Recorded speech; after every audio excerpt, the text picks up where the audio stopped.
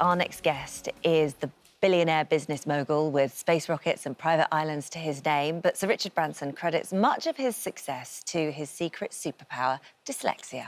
Well, as he continues his mission to prove that dyslexia is a strength and not a weakness, he's once again teaming up with the charity Made By Dyslexia.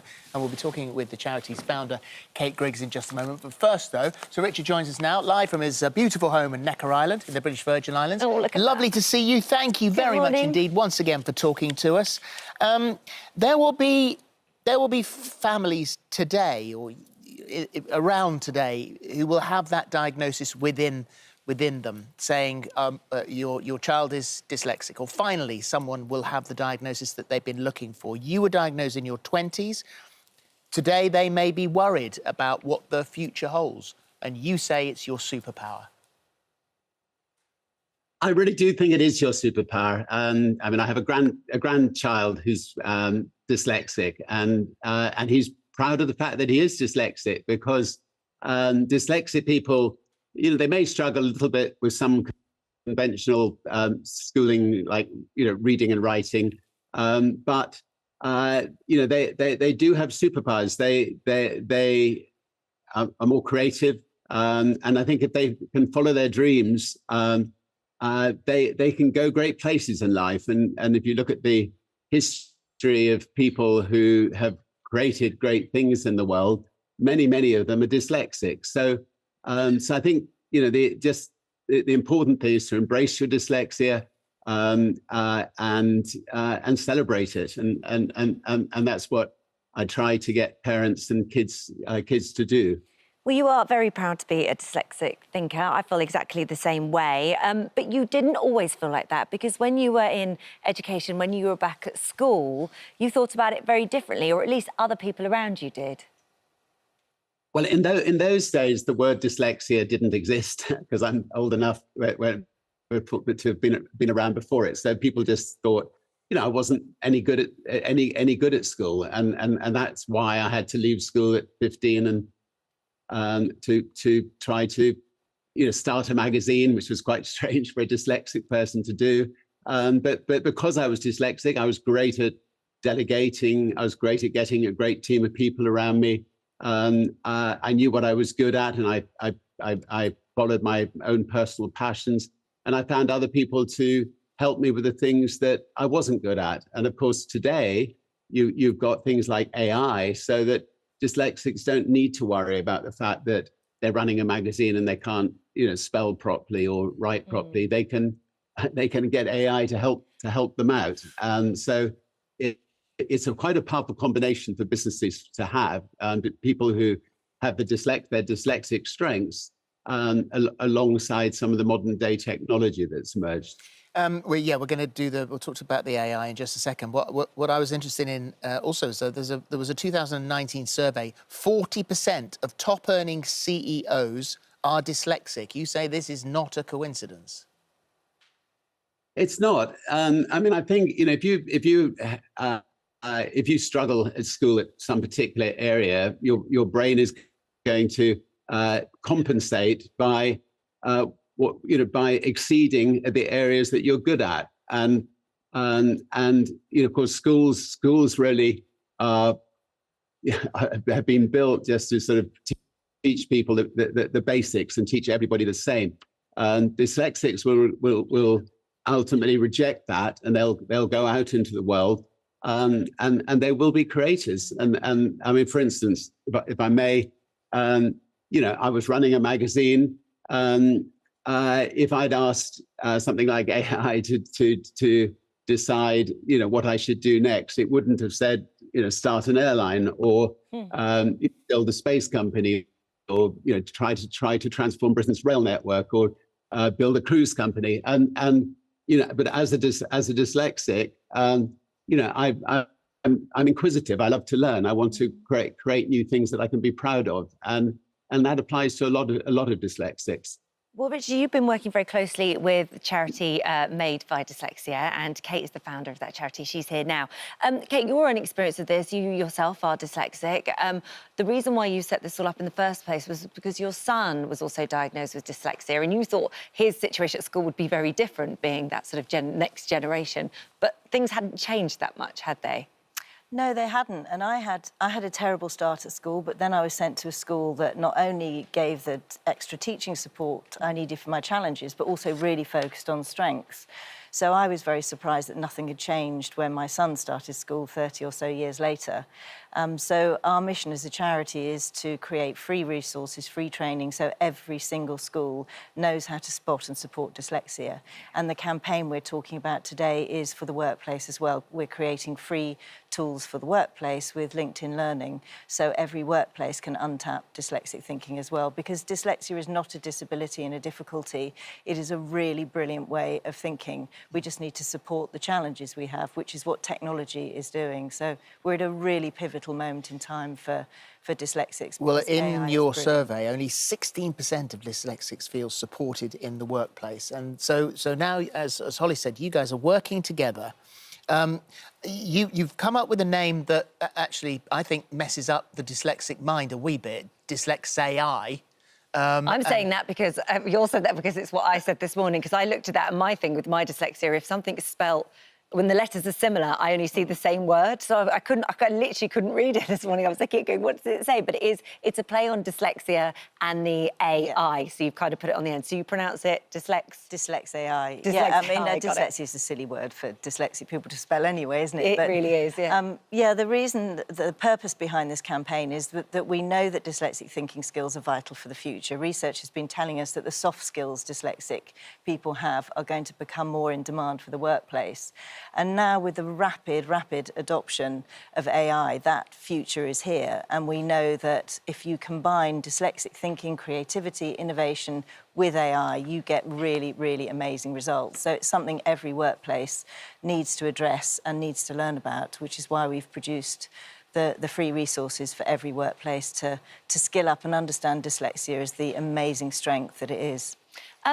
Richard, you totally and utterly support this, and you think that AI is the perfect co-pilot for dyslexic people, don't you, to sort of really push things forward globally?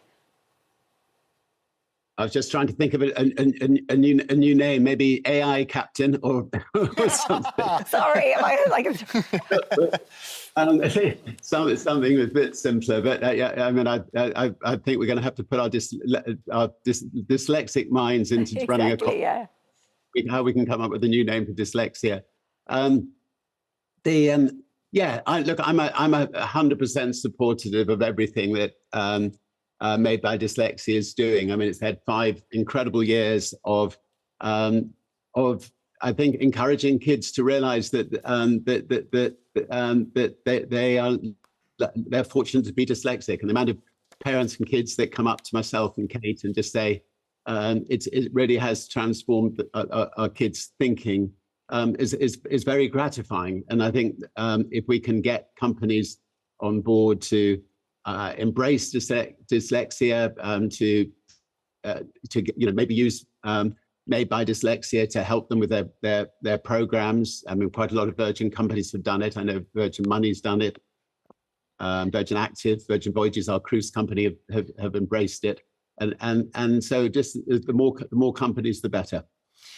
We are obviously talking a lot about AI, the future with AI. I mean, it's already here with the enormous possibilities that it's going to have. There are people really now getting concerned about AI. In fact, there's more than 1,000 artificial intelligence experts, researchers and backers joined a call for an immediate pause on the creation of giant AIs for at least 6 months so that the capabilities and dangers of the systems can be properly studied. That letter was signed by Elon Musk, who co-founded OpenAI, the research lab responsible for ChatGPT, which, of course, is the chatbot. You can type stuff in and it essentially does your work for you. Anil Seth, this morning, professional AI expert on Radio 4, discussing the threats posed by AI and the potential dangers if it became conscious. So should we pause our research and work with AI until we understand what it is we're creating? I think that we have created something as exciting as Google 30 years ago, and we should embrace it. But equally, there should be a global body. And when I say it should be, I'm afraid it's by no means certain that there will be, because of China and Russia and superpowers not working together, that supervises and supervises carefully to make sure that it doesn't get out of hand. But in the meantime, I don't think we can pause or hold it up, because China, Russia will not be pausing. So what I personally would urge is that there is a global body created to monitor it, and make sure that the best of AI comes out, and that no negatives spin out from it. And does the thought of negatives potentially spinning off from it scare you in any way? Look, I think at the beginning of all new technologies, people have been scared about the negative effects, and they've definitely, there've been negative effects about the internet, but there've also been an enormous amount of positive effects. So I think we just have to police ourselves properly, and we may need a body. In fact, in this case, I expect we do need a body to try to police the world, to make sure that that it doesn't get out of hand. I mean, nuclear weapons are very, very dangerous things, and they need to. The world needs to police them as best they can. The same applies to AI. Nuclear power can do an enormous amount of good, but nuclear energy also obviously can do an enormous amount of harm, and exactly the same applies with AI. So just back to we're linking AI with dyslexia and the incredible work that can be done. Back to your dyslexia, Richard. Has it? And I ask this question because I know it has. I mean, it could have killed you on a parachute. Yeah, whether that was just my foolishness or whether it was actually my dyslexia, I don't know. But I did pull the wrong cord on a skydive and got rid of the parachute rather than open the parachute, which was not a very sensible thing to have done. And I've been very, very, very fortunate in my life to have encountered a few moments like that where somehow I've got through them. But I tell you what, life's been a hell of a lot more fun throwing myself wholeheartedly into it than it would have been if I just sat at home watching other people doing it. So I wouldn't change anything.